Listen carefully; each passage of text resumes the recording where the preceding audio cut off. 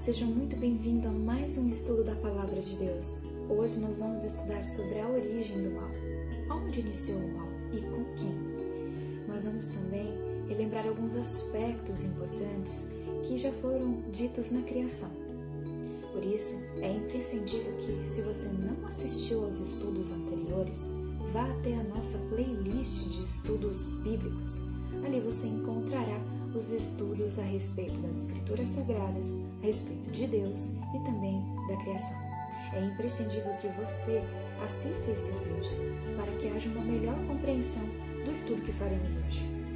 Eu quero convidar você nesse instante a inclinar a sua cabeça, fechar os seus olhos, pois agora nós vamos pedir a orientação divina. Nosso Deus, nosso magnífico Pai, entregamos-nos agora em Tuas mãos. Seja feita a Tua vontade. Revele a nós as verdades contidas nas Escrituras Sagradas. Se presente conosco neste estudo, nós te rogamos por amor a Jesus. Amém. Eu quero convidar você, nesse instante, já a abrir a sua Bíblia em Salmos, o capítulo 148. Nós vamos ler os versos 5 e 6. Nós já vimos um pouco a respeito da criação, e aqui vai nos falar novamente quem fez a terra, os céus. Foi Deus, e Ele falou, e tudo foi feito. E também vamos ver que Deus é um Deus de ordem, de harmonia. Assim como na terra nós precisamos de lei para que as pessoas não ultrapassem o direito das outras, e para que haja também harmonia, no céu Deus também tem uma lei, e essa lei vale para todo o universo. Veja só o que diz. Louve o nome do Senhor, pois mandou Ele e foram criados, e os estabeleceu para todo sempre. Fixou-lhes uma ordem que não passará. Algumas Bíblias, no lugar da palavra ordem, dizem decreto, lei. Ou seja, nosso Deus tem uma lei e ela deve ser cumprida. Mas o que isso tem a ver com a origem do mal? Quero convidar você a abrir a sua Bíblia lá em Ezequiel. Ezequiel, capítulo 28. Nós vamos ler os versos 14 até o verso 17, que diz o seguinte: Tu eras querubim da guarda ungido, e te estabeleci, permanecias no monte santo de Deus, no brilho das pedras andavas. Perfeito era nos teus caminhos, desde o dia em que foste criado até que se achou iniquidade em ti. Na multiplicação do teu comércio, se encheu o teu interior de violência e pecaste, pelo que te lançarei, profanado, fora do monte de Deus, e te farei perecer, ó querubim da guarda, em meio ao brilho das pedras. Elevou-se o teu coração, por causa da tua formosura, corrompeste a tua sabedoria, por causa do teu resplendor. Lancei-te por terra, diante dos reis te pus, para que te contemplem. Nós vemos aqui que existia alguém que guardava o quê? O lugar sagrado de Deus, o Monte Santo, aonde nós temos ali também a lei de Deus, que é o fundamento, a base de todo o seu governo. Nós temos ali também que este ser que se corrompeu era perfeito. Ora, como um ser perfeito pode se corromper? Aqui diz que achou-se iniquidade nele. O coração dele se elevou, ou seja, encheu-se de orgulho. E nós vamos ver aqui que em Isaías, por exemplo, 14, vamos abrir em Isaías. Quem é este ser que se corrompeu? O que aconteceu com ele? Isaías 14, o verso 12 ao 14, diz o seguinte: Como caíste do céu, ó estrela da manhã, filho da alva. Aqui na Bíblia King James, filho da alva significa Lúcifer. Lúcifer significa também portador de luz, ou seja, era um ser portador de luz. Nós vamos ver em Apocalipse 1:20 que estrela se refere a anjo. E olha só o que diz aqui: como foste lançado por terra, tu que debilitava as nações, tu dizias no teu coração, eu subirei ao céu acima das estrelas de Deus, ou seja, acima dos anjos de Deus. Exaltarei o meu trono e no monte da congregação me assentarei nas extremidades do norte. Subirei acima das mais altas nuvens e serei semelhante ao Altíssimo. Aqui diz que este ser, este anjo, Lúcifer, que quando estava guardando o trono de Deus, ele tinha esse nome, ele enfechou, ele quis ser igual a Deus. E o que aconteceu com ele? Sentiu orgulho, corrompeu o seu coração. Deus deu muitas oportunidades para este anjo, mas ele não aceitou essas oportunidades. Deus é um Deus de misericórdia, ele nos dá chances constantemente, nós vamos ver isso. Nesse instante eu quero convidar você a ver o que houve no céu.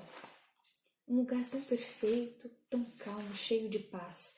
Vamos abrir nossa Bíblia em Apocalipse 12. Nós vamos ler os versos 7 e 8.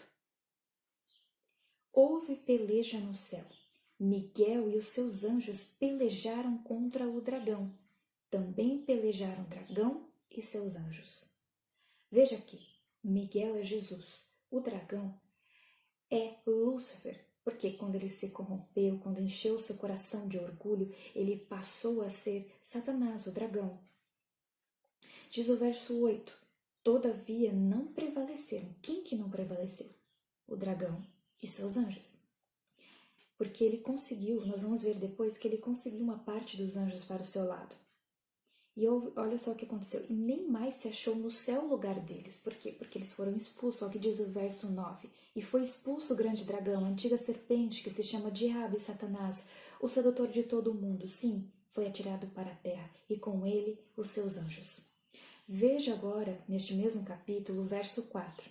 A sua cauda arrastava a terça parte das estrelas dos céus, as quais lançou para a terra.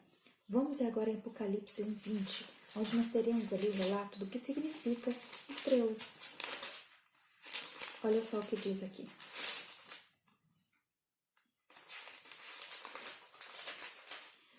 Apocalipse 1, o verso 20.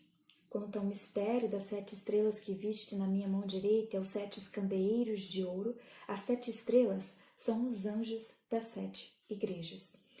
Ou seja, aqui está falando que estrelas são anjos. Então, estrela, quando falou ali em Isaías e também depois falou aqui em Apocalipse, nada mais é do que anjos.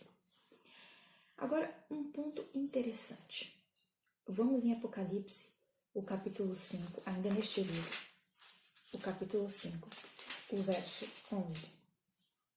Quantos anjos será que existem no céu? Será que dá para saber? Porque nós sabemos ali que ele, Satanás, no verso 4 do capítulo 12 de Apocalipse, ele arrastou a terça parte dos anjos do céu. Veja o que diz aqui, Apocalipse 5, verso 11. Ouvi uma voz de muitos anjos ao redor do trono, dos seres viventes, dos anciãos, cujo número era de milhões e milhares de milhares. Ou seja, é incontável esse número de anjos, nós não sabemos ao certo, são milhões, milhares de milhares. Agora, um fato interessante. Se o mal originou num ser que era perfeito, diz ali que ele desejou, ele cobiçou as coisas de Deus, ele sentiu inveja, ele quis ser maior que Deus. Como esse conflito veio parar na terra? Nós vimos aqui que ele foi expulso para a terra, não é verdade? Nós precisamos entender um fato importante. Antes de Deus criar o mundo, criar o ser humano, existia já os anjos. Se nós formos lá em Jó, o capítulo 38, o verso 4 e o verso 7, fala que as estrelas, como nós vimos aqui em Apocalipse 1:20, que são os anjos, as estrelas da alva rejubilavam e se alegravam pela criação do quê? Dos filhos de Deus. Então eles já existiam.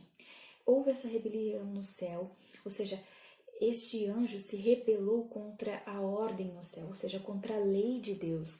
Ele tirou a paz do céu, porque nosso Deus é um Deus de paz.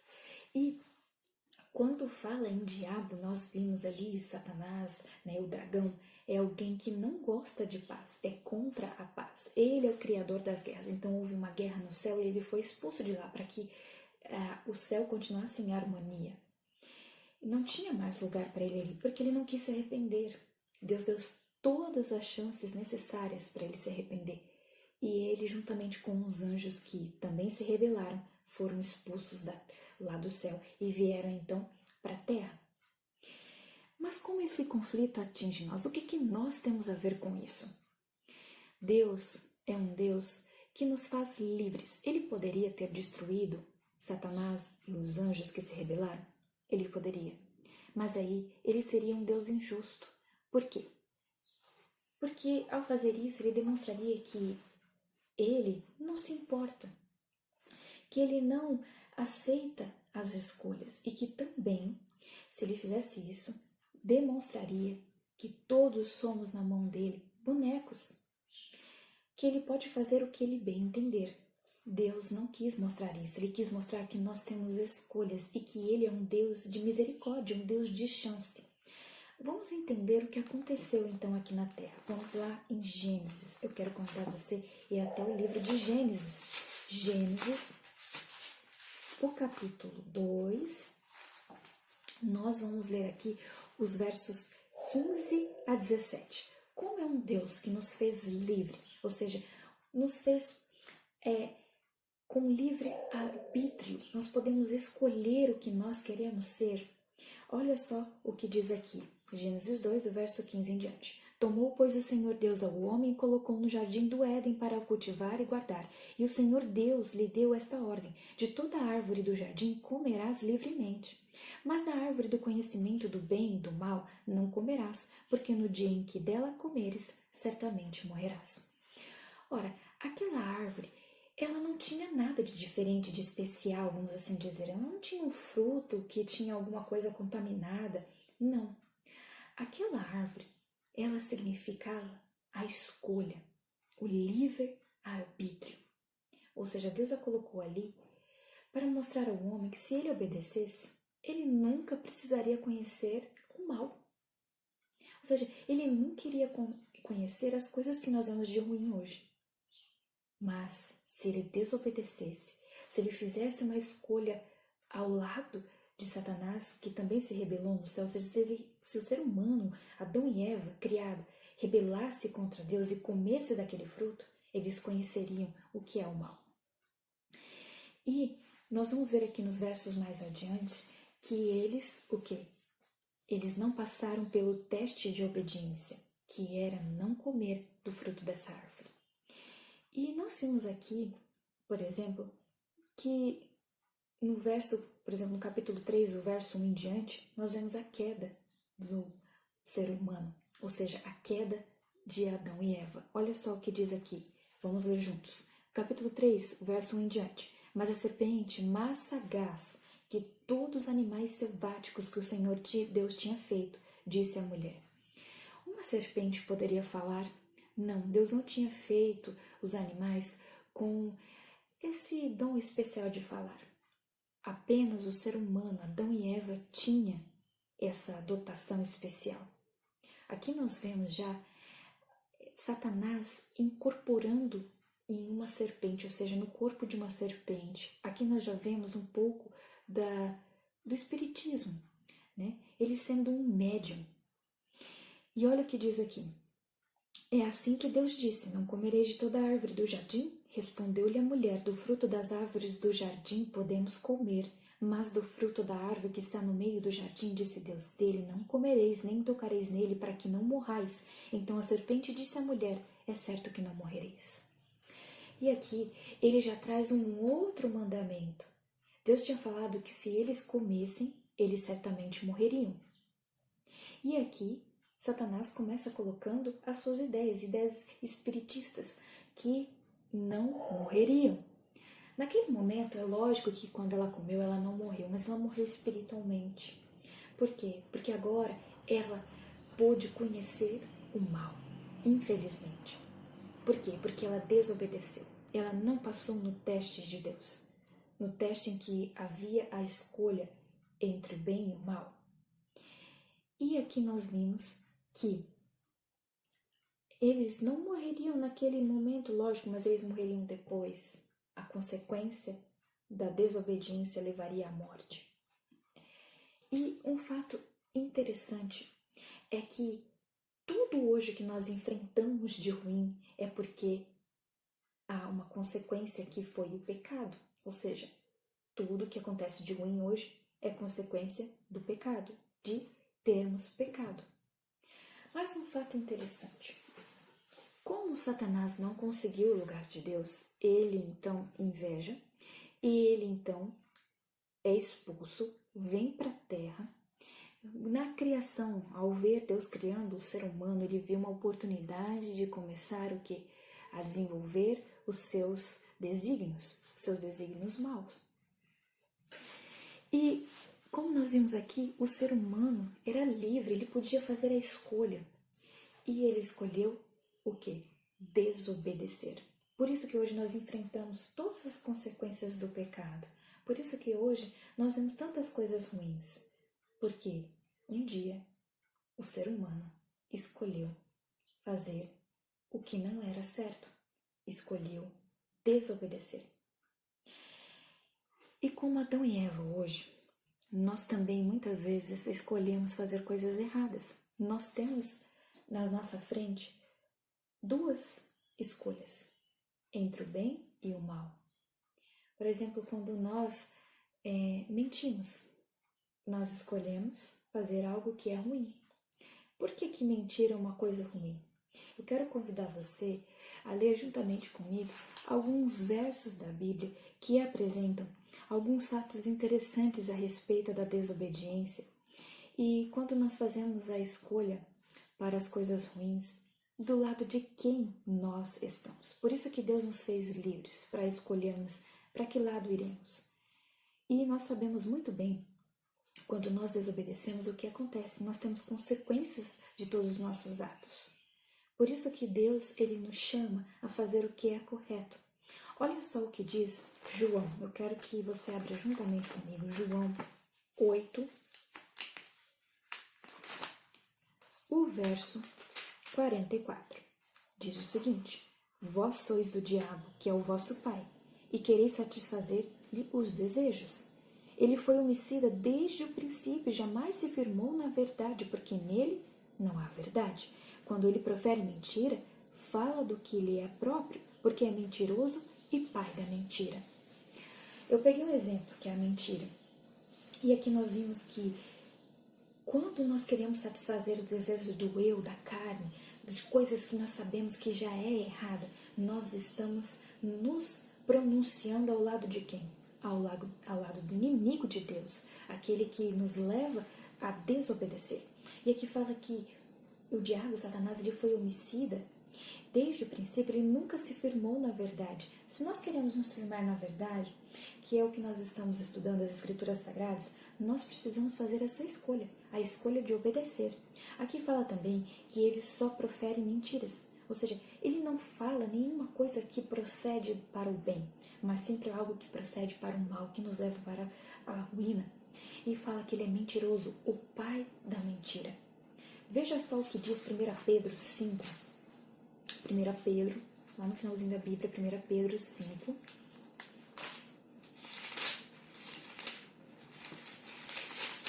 Pedro, o capítulo 5 e o verso 8. Olha só o que diz. Sede sóbrios e vigilantes, o diabo, vosso adversário, anda em derredor como um leão que ruge, procurando alguém para devorar. Nós temos que tomar cuidado, porque como ele já não pode mais ter acesso ao céu, que ele sabe que é um lugar maravilhoso, cheio de harmonia, ele tentou Adão e Eva para que eles também não tivessem a oportunidade de ter um contato especial com Deus. E Deus, já sabendo de todas as coisas que iriam acontecer, ele já tinha um plano para o ser humano, o plano da salvação. E nós vamos ver isso no nosso próximo estudo. Por isso eu não vou me adiantar muito nesse assunto. Mas já tentando trazer algumas características do que nós vamos estudar no próximo estudo, Deus, ele quer salvar o ser humano e ele quer libertar das amarras do inimigo. E para isso, ele já tinha um plano, o plano da salvação. E como ele sabia que o inimigo de Deus, Satanás e seus anjos, porque ele também tem os anjos que trabalham para o mal, ele falou o seguinte: sede sóbrios, sede vigilantes. O que faltou para Adão e Eva lá no Jardim do Éden? Quando Deus falou que eles não poderiam, que ela mesma proferiu com as palavras dela, Eva, não poderiam chegar perto daquela árvore, nem tocar naquele fruto, muito menos comer. Deus tinha dito algo para eles, para que eles ficassem vigilantes. E a mesma coisa Deus diz para nós hoje. Sejamos vigilantes. Se nós já sabemos que algo é ruim, nós temos que fugir daquilo. Ficar longe daquilo, porque nós sabemos que existem as consequências. Adão e Eva puderam ver as consequências. Lembra que na história da criação, no estudo da criação, nós vimos que eles não puderam mais ver aqueles animais, por exemplo, o leão com o cordeirinho, porque agora o pecado tinha trazido consequências do mal. Os animais não viveriam mais em harmonia, a harmonia tinha cessado, a paz tinha cessado. Agora veja aqui outra questão interessante, 1 João um pouquinho mais à frente, o capítulo 3, nós vamos ler o verso 8. Diz o seguinte: aquele que pratica o pecado procede do diabo, porque o diabo vive pecando desde o princípio. Para isso se manifestou o Filho de Deus, para destruir as obras do diabo. Como eu disse, Deus tinha já um plano, e esse plano era destruir as obras do maligno. E só pode ter força para vencer o mal aquele que é vigilante, aquele que busca a Deus constantemente, através da oração, através do estudo da palavra de Deus e também ao proferir a verdade. Por isso, quando nós estudamos a Bíblia Sagrada, nós encontramos verdades que nos ajudam a ficar cada vez mais próximos de Deus. Eu quero que você leia comigo também um texto interessante, Isaías, o capítulo 59, o verso 2. Olha o que diz: mas as vossas iniquidades fazem separação entre vós e o vosso Deus, e os vossos pecados encobrem o seu rosto de vós, para que vos não ouça. Quando nós desobedecemos a Deus, quando nós nos colocamos ao lado do inimigo, aceitamos as suas vontades, nós estamos nos separando de Deus, porque Deus não suporta o mal. Ele não pode aceitar aquilo que não vai nos trazer nenhum benefício. Veja comigo outro texto interessante. Este anjo que foi lançado à terra, vamos ver aqui em 2 Coríntios 11, ele usa de astúcia para fazer com que nós nos coloquemos ao lado dele. Nós temos que estar sóbrios e vigilantes, como foi o texto que nós lemos. Veja só o que diz 2 Coríntios, o capítulo 11, os versos 14 e 15. E não é de admirar que o próprio Satanás se transforme em anjo de luz. Não é muito, pois que os seus próprios ministros se transformem em ministros de justiça, e o fim deles será conforme as suas obras. Vamos em Mateus 24. Lembra que no nosso estudo anterior também nós falamos a respeito que existem falsos profetas. Olha o que diz aqui. Ali falou que, em 2 Coríntios 11, falou que eles usam de ministros, enganadores. Olha o que diz aqui, Mateus 24. Olha só. Porque surgirão falsos cristos e falsos profetas, operando grandes sinais e prodígios para enganar, se possível, os próprios eleitos. Adão e Eva não eram os escolhidos de Deus, não foram criados por Deus para viver em um lar de harmonia, viver ali no Éden para sempre. Pois bem, o inimigo de Deus usou uma serpente, ou seja, ele se transformou, como ali disse em 2 Coríntios 11, que ele pode se transformar até num anjo de luz. Ele se transforma em alguma coisa para tentar nos atingir. Se nós não formos vigilantes, se nós não atentarmos para as palavras de alerta de Deus, nós cairemos, como Adão e Eva também caiu. E aqui fala que eles enganam até os escolhidos de Deus. Adão e Eva não eram os escolhidos de Deus para viver num mundo de perfeita harmonia e paz? Pois bem, é assim que o inimigo de Deus trabalha, tentando destruir os desígnios divinos de Deus. Ou seja, tentando destruir tudo aquilo que Deus tenta colocar em harmonia, em paz. Olha só o que diz também, eu quero que você leia juntamente comigo, Tiago, capítulo 4, o verso 7. Nós vamos ler aqui o nosso último texto, Tiago, capítulo 4 e o verso 7. Sujeitai-vos, portanto, a Deus, mas resisti ao diabo e ele fugirá de vós.